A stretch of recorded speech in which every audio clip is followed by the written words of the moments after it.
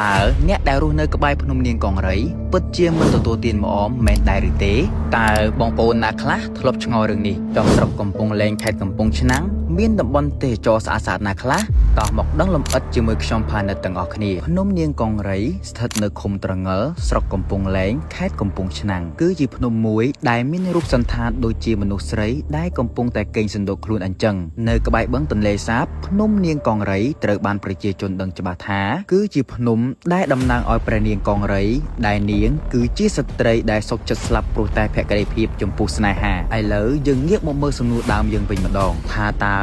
អ្នកដែលរស់នៅក្បែរភ្នំនាងកង្រីទទួលទានម្អមដែរឬទេបើតាមការចុះទៅទីតាំងផ្ទាល់របស់ខ្ញុំបាទនឹងធ្វើការសាកសួរប្រជាជននៅតំបន់នោះពួកគាត់បានឆ្លើយដូចគ្នាថាម្អមដែលដោះនៅក្នុងវាលស្រែឬក្បែរជើងភ្នំពួកគាត់ទទួលទានធម្មតាលើកលែងតែម្អមដែលដោះនៅត្រង់ចំណុចក្បែរចង្កេះភ្នំតែប៉ុណ្ណោះដែលគេមិនទទួលទានព្រោះគេជឿថានោះគឺជារោមយោនីរបស់ព្រះនាងកង្រីដូចនេះម្អមដែលដោះនៅត្រង់ចំណុចនោះគេមិនទទួលទាននោះទេឯសាកសពព្រះនាងកង្រីដែលស្លាប់នៅមាត់ទឹកនោះក្រោយមកក៏កើតជាភ្នំដ៏ធំហើយត្រូវបានគេហៅថាភ្នំកង្រីចំណែកឯតំបន់ទេសចរស្រុកកំពង់លែងវិញម្ដងគឺមានទេសចរបែបប្រវត្តិសាស្ត្រនិងធម្មជាតិគឺមានដូចជាភ្នំកង្រីទឹកជ្រោះអូដា